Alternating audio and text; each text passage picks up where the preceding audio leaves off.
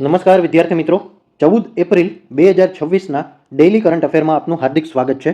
તો છેલ્લે સુધી મિત્રો જોડાયેલા રહેજો, જેથી કરીને તમે એક પણ ડેઇલી કરંટ અફેરનો ટોપિક મિસ ના કરી જાઓ.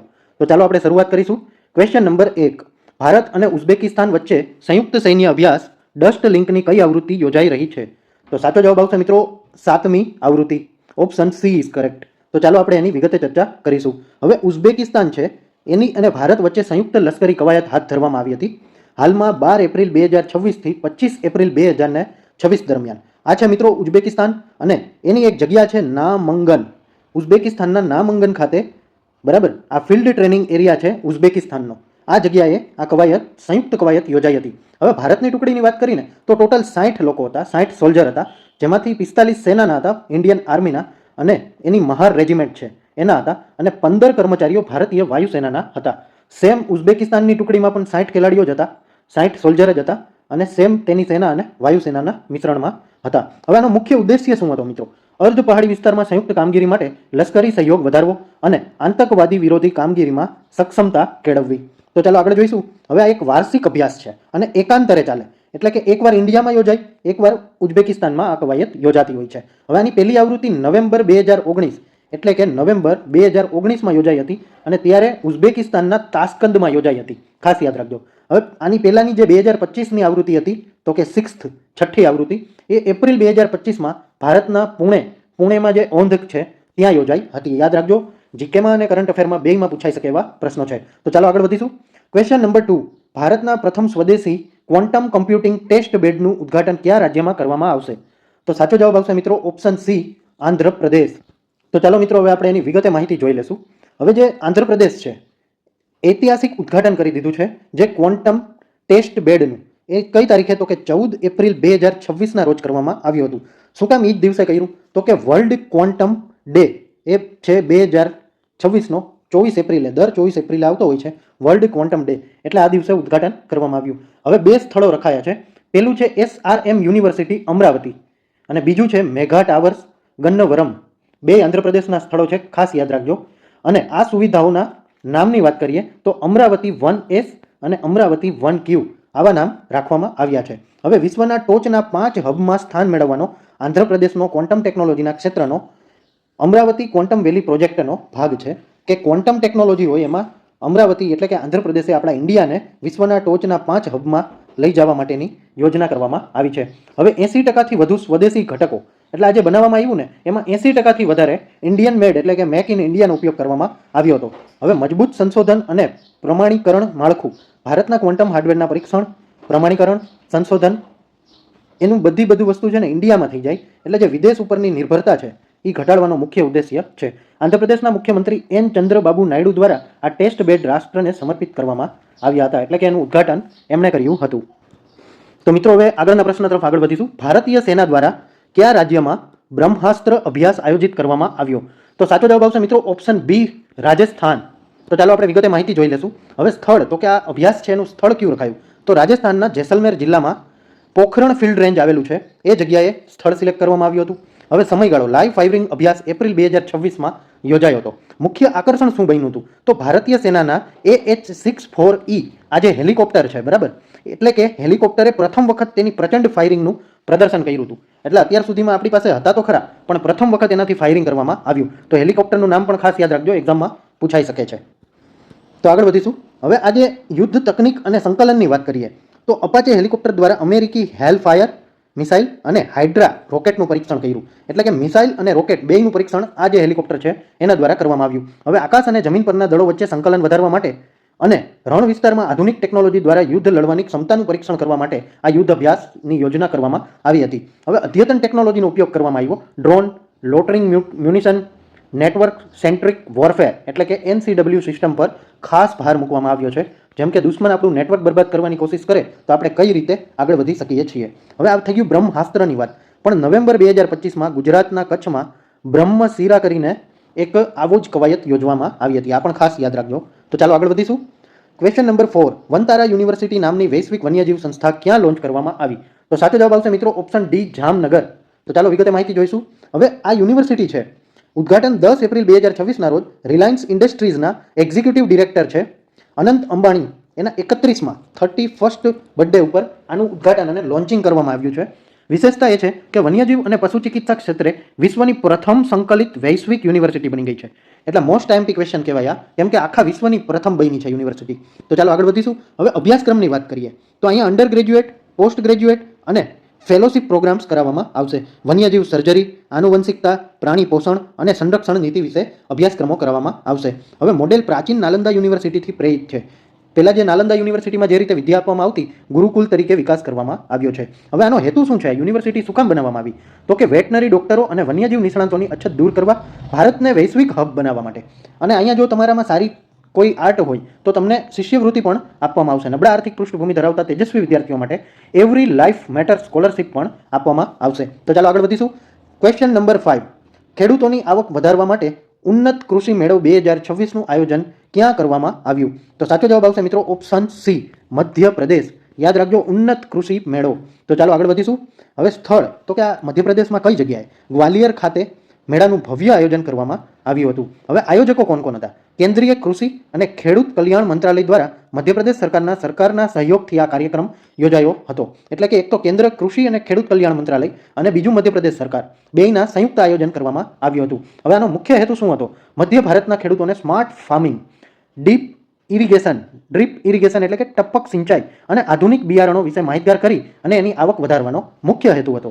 હવે હાઇલાઇટ્સ એ છે કે 500થી વધુ કૃષિ સ્ટોલ્સ અને આધુનિક હાર્વેસ્ટિંગ મશીનોનું પ્રદર્શન કરવામાં આવ્યું હતું. તો આગળ વધીશું. મેળાની થીમ શું રાખવામાં આવી હતી? તો કે મેળાની થીમ એ હતી કે આધુનિક ટેકનોલોજીથી ખેડૂત સમૃદ્ધિ, farmer prosperity through modern technology. આ થીમ અંતર્ગત કાર્ય કરવામાં આવ્યું હતું. હવે અહીંયા મુખ્ય આકર્ષણો તરીકે શું શું હતું? તો કે એગ્રી ડ્રોન પ્રદર્શન, zero budget natural farming, hitech horticulture, startup expo, પશુપાલન અને ડેરી પ્રદર્શન અને ખેડૂત સંવાદ પણ અહીં રાખવામાં આવ્યો હતો. તો આગળ વધીશું. ક્વેશ્ચન નંબર 6, તો કે મોન્ટે કાર્લો માસ્ટર્સ 2026નો ખિતાબ કોણે જીત્યો છે? તો સાચો જવાબ આવશે મિત્રો ઓપ્શન નંબર સી, યાનિક સિનર. તો ચાલો આપણે વિગતે ચર્ચા કરીશું. હવે આ જે યાનિક સિનર છે એ ડિફેન્ડિંગ ચેમ્પિયન કાર્લોસ અલ્કારાઝને 7-6 અને 6-3થી સીધા સેટોમાં હરાવ્યા હતા. આ જીત સાથે સિનરે અલ્કારાઝ પાસેથી વર્લ્ડ નંબર 1નું ટાઇટલ પણ છીનવી લીધું છે. હવે આગળ જોઈશું કે આ જે નોવાક જોકોવિચ છે એના પછીના પ્રથમ નોવાક જોકોવિચ હતા અને બીજા ખેલાડી તેઓ બની ગયા છે યાનિક સિનર, જેને 1000 ટાઇટલ પૂર્ણ કર્યા હોય. પેરિસ 2025, ઇન્ડિયન વેલ્સ 2026, મિયામી 2026 અને મોન્ટે કાર્લો 2026. આ ચારે ચાર ટાઇટલ તો એમણે કન્ટિન્યુ જીતી લીધા છે. અને આ જે ટુર્નામેન્ટ યોજાઈ હતી એ ક્લે કોર્ટ પર એટલે કે માટીના મેદાનમાં યોજાઈ હતી. અને ટુર્નામેન્ટ જે છે એના ડબલ્સના વિજેતા કોણ બન્યા એવું પૂછવામાં આવે તો કેવિન કેવિટ્સ અને ટીમ પુટ્સ જર્મનીના હતા તેઓ. અને આની યજમાની કોણે કરી હતી આ ટુર્નામેન્ટની? તો કે મોન્ટે કાર્લો કન્ટ્રી ક્લબ આવેલું છે રોન બ્રુન કેપ માર્ટિન, ફ્રાન્સ ખાતે. બરાબર, આટલું ખાસ યાદ રાખી લેજો. તો આગળ વધીશું. ક્વેશ્ચન નંબર 7, બેલ્જિયમ અને યુરોપિયન યુનિયનમાં ભારતના નવા રાજદૂત તરીકે કોની નિમણૂક કરવામાં આવી છે? તો સાચો જવાબ આવશે મિત્રો Pranay Verma. Option C is correct. તો ચાલો આપણે એની વિગતે ચર્ચા કરીશું. હવે ભારત IFS ઓફિસર છે તેઓ. 1994ની બેચના છે. ભારત સરકારના વિદેશ મંત્રાલય દ્વારા 10 એપ્રિલ 2026ના રોજ પ્રણય વર્માને આ મહત્વની જવાબદારી સોંપાઈ છે. તેઓ હાલમાં બાંગ્લાદેશમાં ભારતના હાઈ કમિશનર તરીકે સેવા આપી રહ્યા હતા. હવે તેઓ સૌરભ કુમારનું સ્થાન લેશે અને જેમનો બ્રેસેલ્સમાં કાર્યકાળ પૂર્ણ થઈ ગયો છે એટલે એમની જગ્યાએ પ્રણય વર્મા ત્યાં સ્થાન પામશે. હવે વ્યૂહાત્મક મહત્વ એ છે કે ભારત અને EU વચ્ચે મુક્ત વ્યાપાર કરાર, ફ્રી ટ્રેડ એગ્રીમેન્ટ FTA વાટાઘાટોમાં તેમની ભૂમિકા નિર્ણાયક રહેશે. હવે આના સિવાય બીજા કયા કયા રાજદ્વારી વિદેશ મંત્રાલયની નિમણૂકો કરવામાં આવી છે? હવે વિક્રમ મિશ્રી, ખાસ નામ યાદ રાખજો, વિક્રમ મિશ્રી એ ભારત સરકાર દ્વારા વિદેશ સચિવ તરીકે તેમનો કાર્યકાળ 14 જુલાઈ 2026 સુધી લંબાવવામાં આવ્યો છે. હવે વિનય મોહન ક્વાત્રા અમેરિકા USAમાં ભારતના રાજદૂત બન્યા છે. જીતેન્દ્ર પાલ સિંહ ઇઝરાયલમાં ભારતના નવા રાજદૂત બન્યા છે. દિનેશ કે પટનાયક કેનેડામાં ભારતના નવા હાઈ કમિશનર રાજદૂત બન્યા છે. અને રુદ્રેન્દ્ર ટંડન વિદેશ મંત્રાલયમાં સેક્રેટરી ઈસ્ટ તરીકેની એમની નિમણૂક કરવામાં આવી છે. તો આટલા મુદ્દાઓ ખાસ યાદ રાખી લેજો, સ્ક્રીનશોટ લઈ અને રાખી લેજો, ત્યારે પણ એક્ઝામમાં પૂછાઈ શકે છે. તો આગળ વધીશું. ક્વેશ્ચન નંબર 8, દ્વીપ શક્તિ અભ્યાસ ભારતની સંયુક્ત સૈન્ય સજ્જતા પ્રદર્શિત કરવા માટે ક્યાં આયોજન કરવામાં આવ્યો? તો સાચો જવાબ આવશે મિત્રો ઓપ્શન બી, અંડમાન અને નિકોબાર. તો ચાલો આપણે એની વિગતે ચર્ચા કરી લેશું.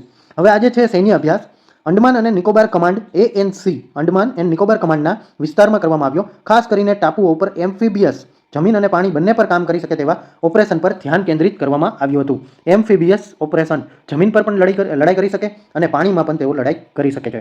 આ એક ટ્રાય સર્વિસ અભ્યાસ છે જેમાં ભારતીય સેના, નૌકાદળ અને વાયુસેનાના એકમોએ સાથે મળીને ભાગ લીધો હતો. આગળ વધીશું. ટાપુઓની સુરક્ષા માટે આનો મુખ્ય ઉદ્દેશ્ય છે ટાપુઓની સુરક્ષા માટે ઝડપી તૈનાતી અને સંરક્ષણનું પરીક્ષણ. હિન્દ મહાસાગર ક્ષેત્રમાં ભારતની વ્યૂહાત્મક પકડ મજબૂત કરવી, દૂરના ટાપુઓ પર દુશ્મનના અતિક્રમણને રોકવાની ક્ષમતા ચકાસવી. હવે આ જે અભ્યાસ છે એનું મહત્વ શું છે? અંડમાન અને નિકોબાર કમાન્ડ ભારતનું એકમાત્ર થિયેટર કમાન્ડ કે જ્યાં 3 પાંખના બેઝ આવેલા હોય. દ્વીપ શક્તિ જેવી કવાયતો આ કમાન્ડની લડાયક ક્ષમતાને ધારદાર બનાવે છે. હવે અહીં વિશેષ આકર્ષણની વાત શું હતી? તો કે ઇન્ટિગ્રેટેડ બેટલ ગ્રુપ્સ IBGsનો ઉપયોગ કરવામાં આવ્યો હતો અને જટિલ ભૌગોલિક પરિસ્થિતિઓમાં ઓપરેશન પાર પાડવા માટે સજ્જ બને એ રીતે યુદ્ધ અભ્યાસનું પ્લાનિંગ કરવામાં આવ્યું હતું. તો ચાલો આગળ વધીશું. Question number 9. ઉત્તર પ્રદેશના કયા શહેરમાં સાંસદ ખેલ મહાકુંભનું આયોજન કરવામાં આવી રહ્યું છે? તો સાચો જવાબ આવશે મિત્રો ઓપ્શન સી, લખનઉ. તો ચાલો આપણે એની વિગતે ચર્ચા કરીશું. હવે આ જે સાંસદ ખેલ મહાકુંભ છે એનું ઉદ્ઘાટન 13 એપ્રિલ 2026ના રોજ રક્ષામંત્રી રાજનાથ સિંહ દ્વારા લખનઉના ઐતિહાસિક KD સિંઘ બાબુ સ્ટેડિયમ ખાતે મેળાનું આયોજન કરવામાં આવ્યું હતું. હવે આજે છે એ ત્રીજી આવૃત્તિ છે, બરાબર. અને સમયગાળાની વાત કરીએ તો 13 થી 15 એપ્રિલ 2026 દરમિયાન યોજાશે. રમતગમતના પ્રકારો 9 શ્રેણીઓમાં સ્પર્ધા યોજાઈ રહી છે. Athletics, volleyball, kabaddi, basketball, football, hockey, boxing, taekwondo, colour part 2નો સમાવેશ કરવામાં આવ્યો છે. આશરે 24,000થી પણ વધારે ખેલાડીઓ આમાં ભાગ લઈ રહ્યા છે. જુનિયર ટીમો 9 થી 12 ધોરણ સુધીની અને સિનિયર ટીમોમાં કોલેજ અને યુનિવર્સિટીના વિદ્યાર્થીઓ માટેની પ્લાનિંગ કરવામાં આવી છે. તો ચાલો મિત્રો આગળ વધીશું. Question number 10. Asian boxing championship 2026માં ભારતના વિશ્વનાથ સુરેશે કયો મેડલ જીત્યો? તો સાચો જવાબ આવશે મિત્રો ઓપ્શન એ, ગોલ્ડ એટલે કે સુવર્ણ મેડલ. તો ચાલો વિગતે ચર્ચા કરીશું. હવે આજે એશિયન બોક્સિંગ ચેમ્પિયનશિપ 2026માં ગોલ્ડ મેડલ મેળવી લીધો છે વિશ્વનાથ સુરેશની વાત કરીશું. આજે ટુર્નામેન્ટ છે ઉલાન બાતાર, મંગોલિયા ખાતે યોજાઈ હતી 10 એપ્રિલ 2026ના રોજ. એશિયન બોક્સિંગ ચેમ્પિયનશિપ 2026 અને આમની જે કેટેગરી છે એ 50 કિલોગ્રામની કેટેગરીમાં તેમને ગોલ્ડ મેડલ મળ્યો છે, બરાબર. હવે ફાઇનલમાં જાપાનના દાઇચી ઇવાઈને 5-0થી હરાવ્યા હતા. ક્વાર્ટર ફાઇનલમાં કઝાકિસ્તાનના વર્લ્ડ ચેમ્પિયન અને નંબર 1 સંજાર તાસ્કેનબેને હરાવ્યા હતા. 5 વર્ષમાં એશિયન બોક્સિંગમાં ગોલ્ડ જીતનાર પ્રથમ ભારતીય પુરુષ બોક્સર તેઓ બની ગયા છે. હવે મેડલ ટેલીમાં ભારત બીજા સ્થાને રહ્યું હતું, સેકન્ડ ઇન્ડિયા અને પહેલું કઝાકિસ્તાન રહ્યું હતું. હવે ભારતની વાત કરીએ તો કુલ મેડલ કેટલા મળ્યા છે? 16 મેડલ મળ્યા છે. 5 ગોલ્ડ, 3 સિલ્વર અને 8 બ્રોન્ઝ મેડલ મળ્યા હતા. અને મહિલા ટીમની સિદ્ધિ મહિલાઓ પ્રથમ સ્થાને રહ્યા છે. મીનાક્ષી હુડા 48 કિલોમાં ગોલ્ડ, પ્રીતિ પવાર 54 કિલોમાં ગોલ્ડ, પ્રિયા ધાંધા 60 કિલોમાં ગોલ્ડ, અરુંધતી ચૌધરી 70 કિલોમાં ગોલ્ડ સાથે પ્રથમ ક્રમે રહ્યા છે. હવે મિત્રો જો આ ડેઇલી કરંટ અફેર જોવાથી તમારા નોલેજમાં વધારો થયો હોય તો આ વિડીયોને લાઇક કરી દેજો. કમેન્ટ કરીને જરૂર જણાવજો તમે કઈ એક્ઝામની તૈયારી કરી રહ્યા છો. તમારા કોઈ મિત્રો જો તૈયારી કરતા હોય તો એને આ વિડીયો અચૂક શેર કરજો, ખૂબ જ કામ લાગશે એમને. નવા હોય તો સબસ્ક્રાઇબ કરવાનું ભૂલતા નહીં અને બેલ આઇકન પણ દબાવી લેજો જેથી અમારી આવનારી તમામ અપડેટો આપના સુધી પહોંચતી રહે. આપની આવનારી એક્ઝામ માટે ઓલ ધ બેસ્ટ. ધન્યવાદ.